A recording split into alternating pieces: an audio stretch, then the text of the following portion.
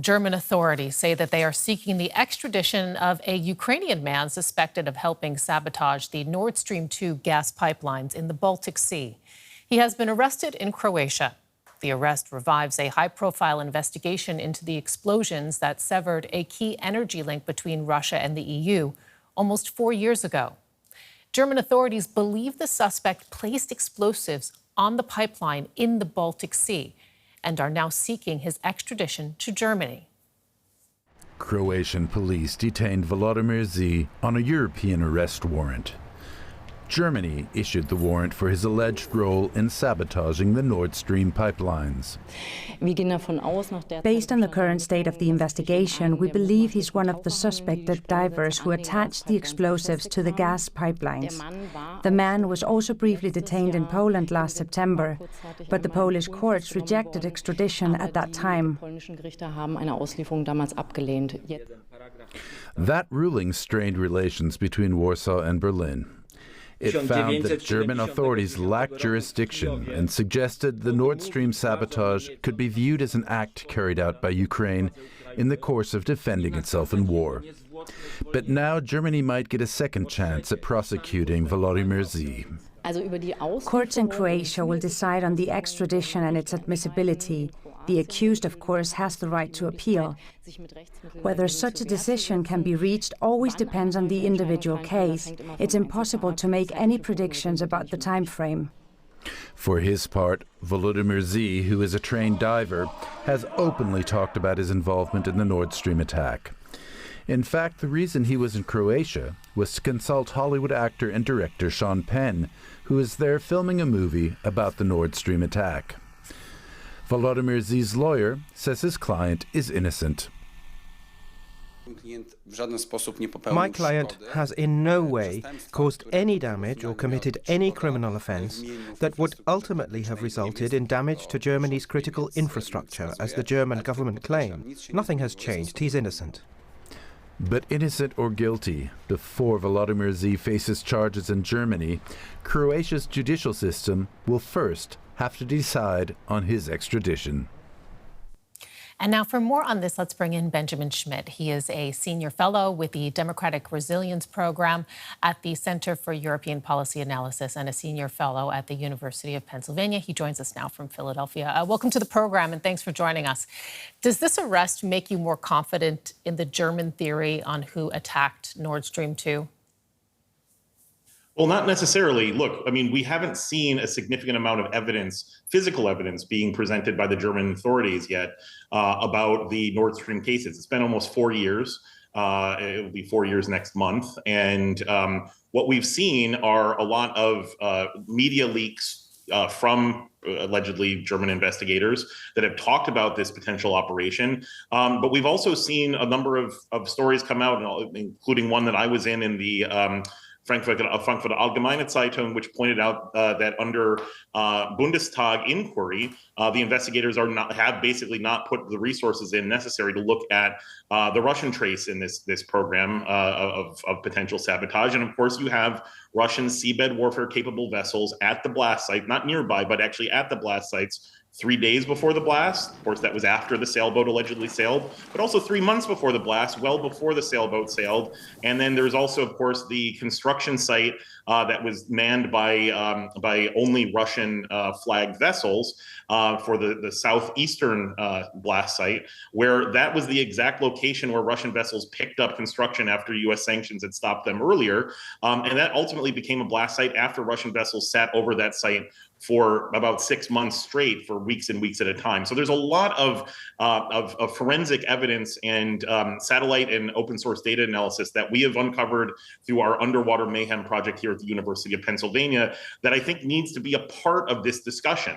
But nevertheless, this, and we can talk about in a second, this story this week has taken an absolutely bizarre turn, even in the already bizarre history of the Nord Stream saga of the last 20 years. Yeah, and it seems so implausible, actually, what is being alleged here. So, I mean, you have the technical knowledge. So tell me, from a technical standpoint, a small team using a yacht and divers to attack an underwater pipeline. I mean, is this a plausible scenario?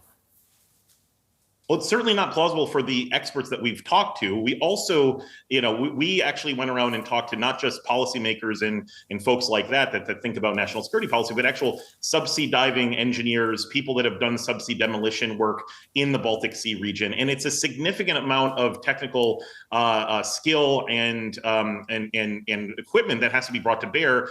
And there's also something that's been going on that hasn't gotten a lot of coverage in Germany, but had gotten a lot of coverage in the United Kingdom, which is a case between Nord Stream itself and Lloyd's of London trying to claim that they should be paid insurance money for this. And in the course of that, we're currently reviewing a copious amount of documents that have come out from experts and expert witnesses that are showing just how difficult, if not impossible, this sailboat doing it on its own could have been. Now, let me make it clear. We're not questioning whether the sailboat or these individuals even were on the sailboat and sailed itself. It seems that there is enough evidence to show that it sailed. But whether it did it on its own, there's a much larger set of data here that needs to be brought into case. And that's exactly why we're trying to help from the academic side to look in and analyze this. And of course, the Hollywood aspect of this week, my goodness, you couldn't have, you bet me enough money a couple of days ago that this would now,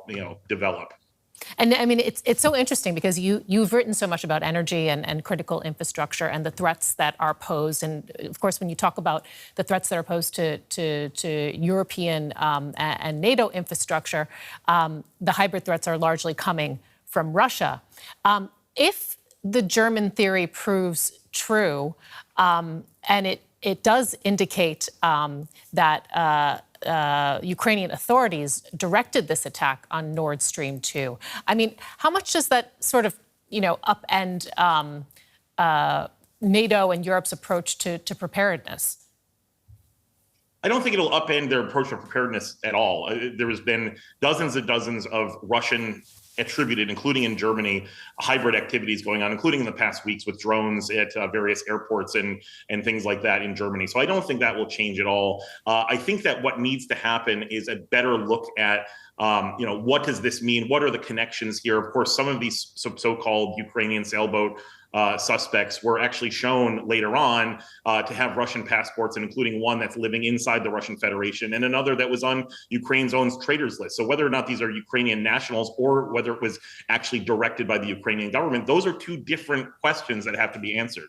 And frankly, this movie that's being shot right now in Croatia by Doug Liman, who has done great movies like The Bourne Identity and American Made, and with Sean Penn and Adrian Brody starting, I would hope that Hollywood would take a beat, pause, look at all of the data first, or even wait until these legal processes pan out. Because, I mean, what looks like it happened here is they brought in this alleged suspect, maybe to consult, maybe to just be there to kind of give them atmospherics. But he was arrested in Pula, Croatia, on the shoreline where production had just moved. And so it seems like there is a direct connection here. A friend of mine said this sounds like Argo, but really in that case, the Argo case, that was a fake movie made by the CIA to extradite or rescue diplomats during the Iranian hostage crisis. In this case, this is a real movie that seems to have resulted in the arrest of someone who may or may not be guilty, given that he's already been